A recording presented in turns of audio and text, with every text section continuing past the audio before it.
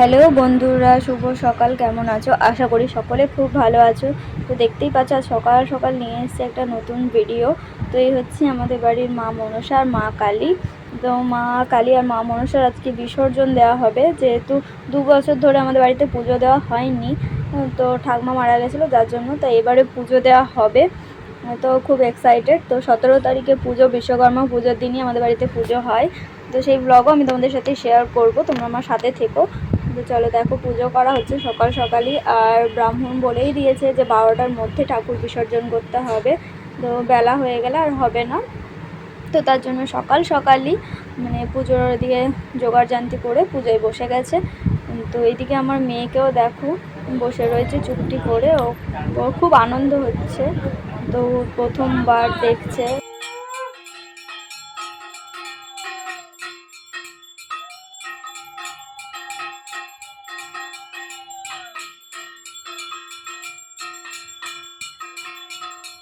এদিকে দেখো আমার মেয়ে আগুন পঞ্চপ্রদীপের তাঁত নিচ্ছে, ও একাই ওস্তাদ, সব কিছু পারে। আর তারপরে এই যে বরণ আরম্ভ হয়ে গেছে।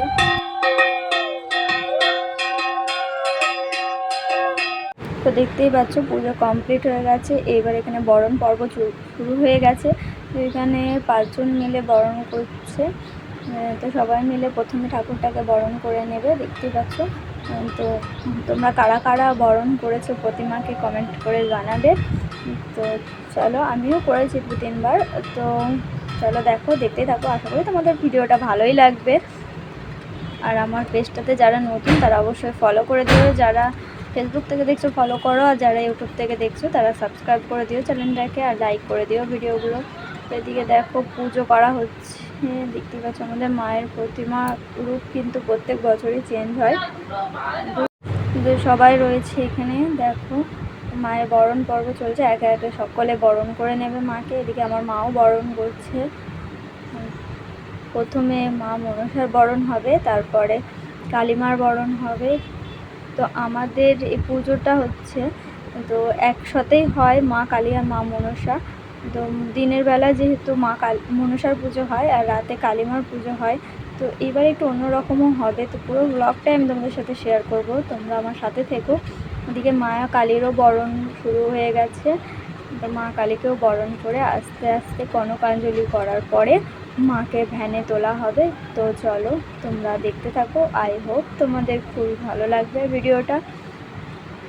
এখানে সিঁদুর খেলা হচ্ছে, দেখতেই পাচ্ছ, এটা আমার খুব ভালো লাগে। এদিকে আমার মেয়ে বসে আছে, তো ও খুব এক্সাইটেড, ও দেখছে সকলকে। আর এদিকে দেখো ওর মাসি এসে ওর গালেও সিঁদুর দিয়ে দিয়েছে, ও হাসছে। তো খুব আনন্দ, এখানে বাচ্চারাও দেখো সিঁদুর মাখছে।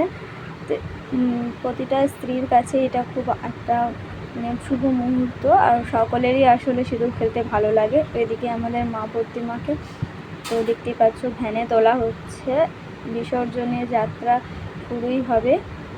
তো জয় মা কালী।